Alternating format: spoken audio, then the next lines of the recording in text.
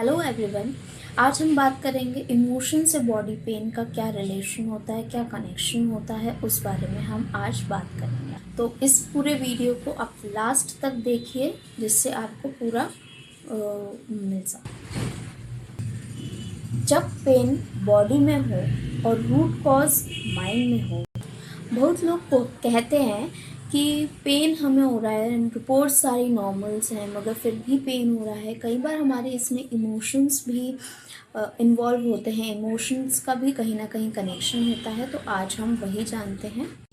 Stress generally mental ही नहीं होता। Stress hormones जो हैं वो बॉडी की पेन, बैक पेन, हेडेक और डाइजेशन, ये सारी प्रॉब्लम्स भी इन्वॉल्व करते हैं।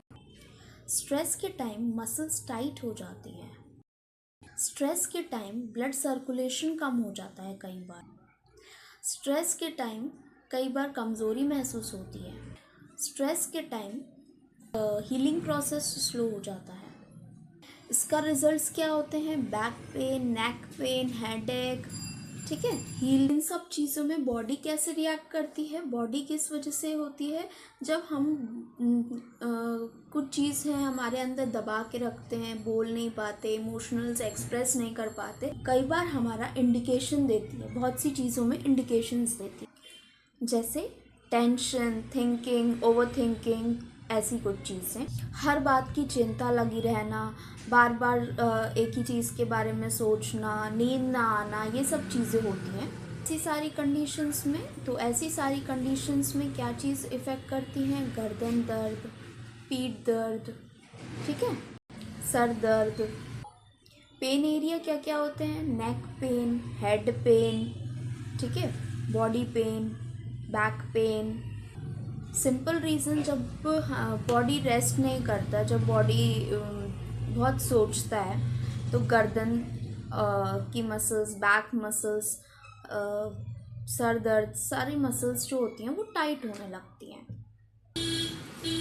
सेकंड है दुख, मन का बोझ, दिल की बात दबा के रखना, किसी से कह ना पाना, ये सब चीज़ें थकान, कमज़ोरी, वीकनेस, ये सब चीज़ें इंडिकेशन देती है हमारी बॉडी साइंस। ठीक है, पीठ के बीच में या पीठ के नीचे थोड़ा सा दर्द सा महसूस होता है, इस इमोशंस के टच में रहते हैं अगर कोई, तो इसमें ज़्यादातर बैक पेन, वीकनेस महसूस करना ज़्यादातर पेशेंट महसूस कर पाते हैं। ठीक है, जब हमारा जो है दिल कमज़ोर होता है, दिल भरा होता है, तो हमारा जो बॉडी का सपोर्ट पॉइंट होता है, जैसे कि हमारा बैक जो हमारे को सपोर्ट देता है, वही चीज़ हमारे को कमज़ोर करता है। मेन इमोशनल वहीं से अटैच्ड होता है।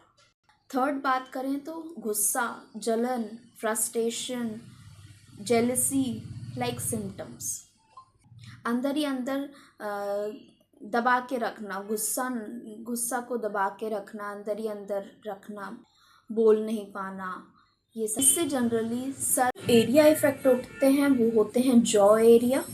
ठीक है, jaw pen, head pen, acidity. जैसे हम बोलते हैं ना, गुस्सा नहीं निकला तो आग जलन हो गई, मतलब आग बबूला हो गए, जलन सी महसूस हो गई, तो वही चीज़ हमारी बॉडी भी रिएक्ट करती है। फोर्थ आता है डर, इनसिक्योरिटी फील करना, फ्यूचर का डर, ठीक है, जॉब की टेंशन, जॉब का डर कि जॉब लगेगी नहीं लगेगी, फिर हमारा फैमिली के ऊपर कि फैमिली रिस्पॉन्सिबिलिटीज़ निभानी है, फैमिली की कुछ टेंशन्स लगी हुई हैं इस वजह से, तो वो सब चीज़ें भी इफ़ेक्ट करती हैं।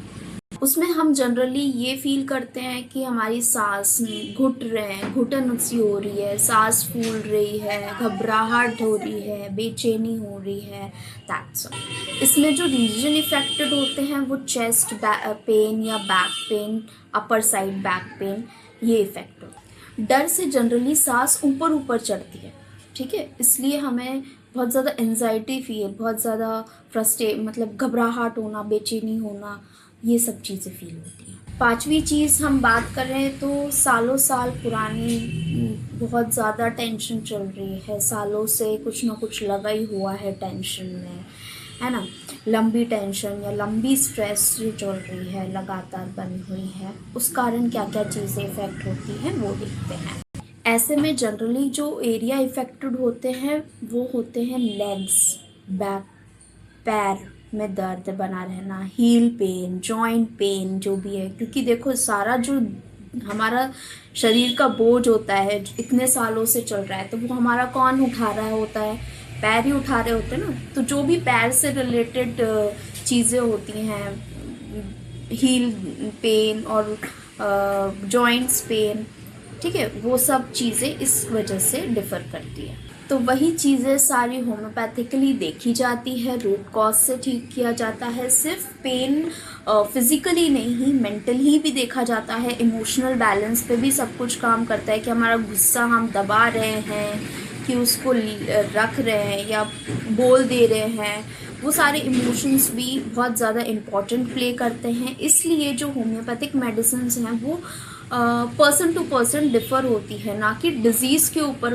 मेडिसिन दी जाती है। डिज़ीज़ के ऊपर कभी भी होम्योपैथिक मेडिसिन नहीं दी जाती। Medicine person to person variation देख के और प्रिस्क्राइब करी जाती है। ओके, आखिरी और लास्ट लाइन मैं ये बताना चाहूँगी, जब जब हम जैसे जैसे हम देखो अपनी समस्या, अपनी प्रॉब्लम्स समझना चालू कर देते हैं ना, तो आधी से ज़्यादा प्रॉब्लम्स वहीं पे थोड़ी थोड़ी ख़त्म होने लगती है। तो कोशिश करिए कि हम अपनी प्रॉब्लम्स ज़्यादा से ज़्यादा खुद ही समझने की कोशिश करें कि हमें प्रॉब्लम्स हो किसके लिए रही है, और स्पेसिफिक कंसल्ट होम्योपैथिक डॉक्टर्स या अच्छी जगह दिखाएं जहाँ पे आपका रूट कॉज से ट्रीटमेंट हो। ठीक है, थैंक यू। बाकी आपको अगर हमारा वीडियो वैल्यूएबल लगा हो तो लाइक, सब्सक्राइब और कमेंट करना ना भूलें। आगे ऐसे ही और टॉपिक्स पे वीडियो देखने के लिए बने रहें।